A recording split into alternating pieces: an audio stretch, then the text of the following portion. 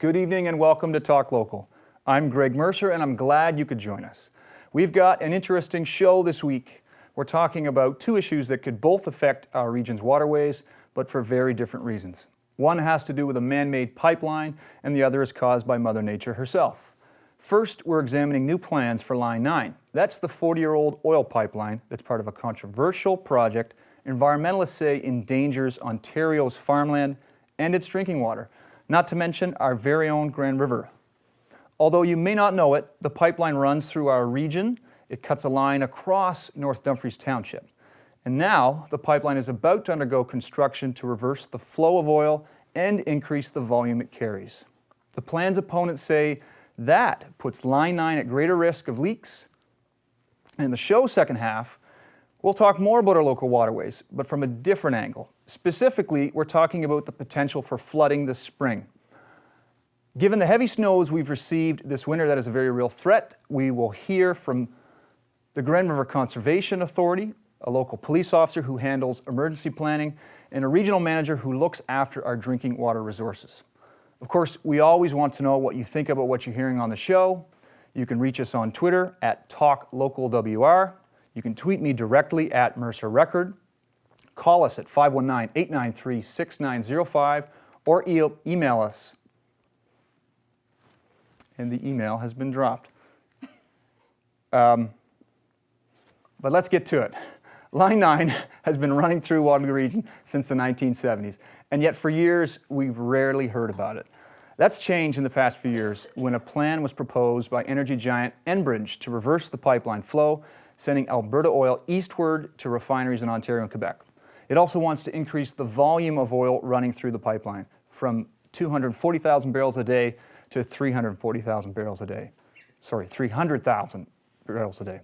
We're joined by Louisette Long-Tang. She's a local environmentalist, and you spoke at the Energy Board hearings into this issue, and we're glad you could join us. Right, thank you. Yes, I participated in both the phase one of the project, which goes through Waterloo Region, as well as phase B. Mm-hmm. Ironically, there is no such thing as Enbridge phase 2 or Enbridge phase A. These labels were actually given by Enbridge for a reason that is beyond me. Can we zero down on what your concern is with the pipeline, what's being proposed? Well, yes. We actually, there were quite a large number of interveners who participated in this process, who are not affiliated with any particular industry, but were there to represent concerns regarding structural integrity issues, treaty rights, a whole host of issues in regards to the structural integrity of this pipeline. One of the issues that surfaced as a commonality amongst us all was the fact that Enbridge limited the actual review to only the area of the pumping station itself, negating 98% of the pipe that exists away from their pumping station. Right. And so we wanted to get that data included as part of the review. So that was a big part of our motions.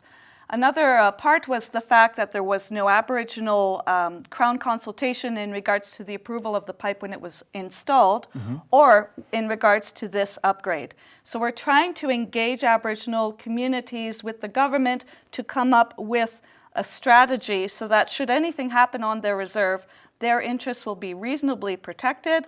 They have to have a say. This is their territorial lands by way of claims that have predated this pipeline, and that needs to be respected. So that's the process, but specifically, what is the concern with what they want to do with this pipeline? Well, currently, we were hoping that by way of the NEB process that we could secure what's called a hydrostatic testing. Okay. Now, what that means is that it's a water test. You put water through the pipe at 1.5 the amount that they anticipate the pressure to be, because that'll give us a good safety threshold for the pipe lasting a reasonable length of time for the duration of the lifespan, safely, if it functions appropriately.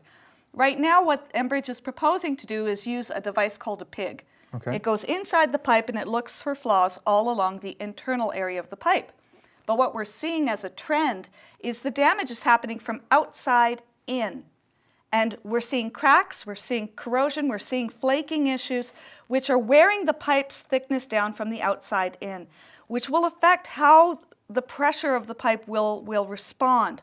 Okay, because if the pig goes through and doesn't find the damage, these crack clusters can still manage to get their way down to the point that it will rupture if exposed to certain pressures.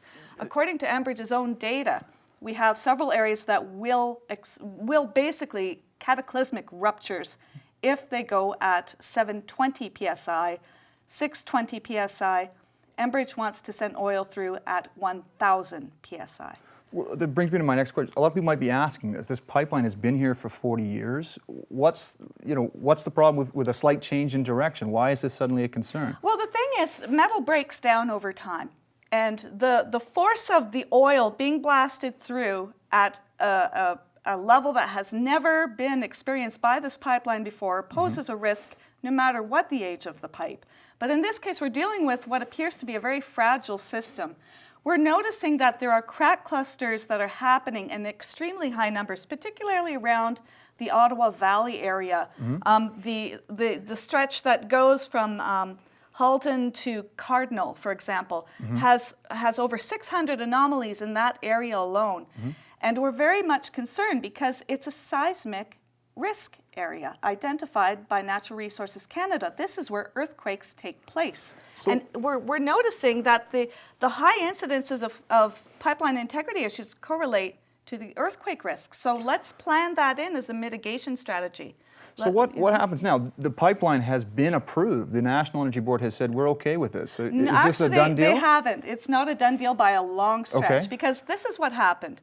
They permitted the liquid to reverse flow. Okay. But they have not approved a condition called leave to open. Leave to open is required if you want to turn the pipe on. It has been out of service for a number of years and it has been under repair. And when they turn the pipe on, they have to do a brand new application from scratch. Now, this is where the process gets interesting because leave to open mandates hydrostatic testing.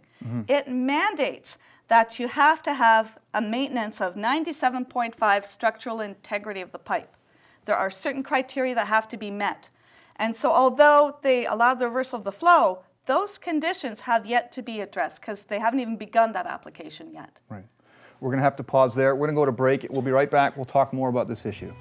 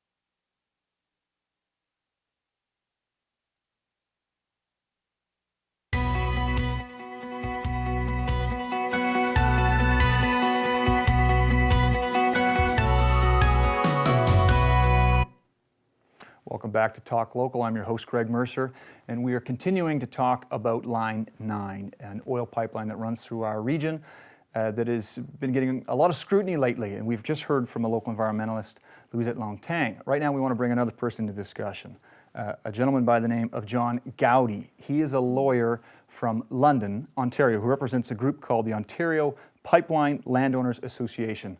And thanks for joining us, John. You're welcome. Thanks for having me on. John, first off the top, can I just ask, your group, who is it? Who makes up this Landowners Association? It's primarily agricultural landowners that own property and use property along Enbridge's pipeline corridors through Ontario. And it's primarily agricultural landowners because most of Enbridge's pipelines cross agricultural lands rather than other sorts of land.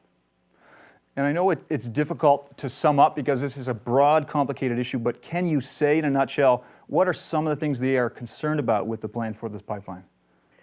Well, the primary concerns that landowners have about Enbridge Line 9, and not only Line 9, but Line 7 and Line 8 that run alongside it through part of Ontario. The primary concern is pipeline integrity. What is the state of the pipeline? Is it safe to operate currently? Is it going to be safe to operate with the proposed changes? And that concern extends or translates into another concern, which is about integrity digs. And it's become clear as part of the Line 9B reversal and Line 9 capacity expansion project that Enbridge is not in a position to operate Line 9 safely without conducting hundreds and hundreds of integrity digs. It's no longer a pipe that is out of sight and out of mind, especially for landowners, because they're having to face Enbridge coming in, construction crews coming in on a regular basis to dig the pipe up, repair the pipe, check the pipe, disturb the soil, throw it all back together, and walk away. So that's another concern landowners, and in particular OPLA, the Ontario Pipeline Landowners Association, had for this project. And another concern related, again, to integrity is whether Enbridge is financially capable of dealing with a rupture or a spill on this pipeline. It's not a concern just about this particular project. It's also a concern even if this project wasn't being undertaken. It's a concern about Enbridge's ongoing operations because we know from the experience in Michigan with Line 6B, Enbridge's insurance coverage for its entire system was not sufficient to cover the cost of cleanup of that one single rupture. So it's a concern to landowners, and I think it's a concern to other parties, as was expressed at the hearing process, including the Ontario Ministry of Energy. It's a concern as to whether or not Enbridge is financially capable to deal with a disaster situation, let alone multiple disasters within the same year. And in fact, if you take a look at the decision that the National Energy Board prepared, there were 3 members of the National Energy Board panel, and one of them dissented on the issue of Enbridge's financial capacity and didn't accept that Enbridge has demonstrated that it does have sufficient financial capacity. So where does that leave landowners? If Enbridge is legally required to clean up any spill that might happen, you're saying they may not have the money. Yeah. So where does that leave us?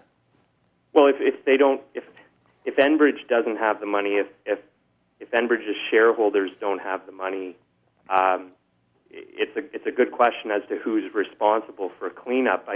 There's a very recent decision out of the Ontario courts where a landowner, an owner of a property who was not responsible in any way for the contamination that was on that property and had extended to other properties, was ultimately held responsible for the cleanup costs by the Ministry of the Environment in Ontario, and the court upheld that. So for landowners, they're extremely concerned not only about the possibility of having contamination on their land at all, but the liability that comes with that contamination, because if Enbridge isn't sufficient to cover the cost of cleanup, landowners may have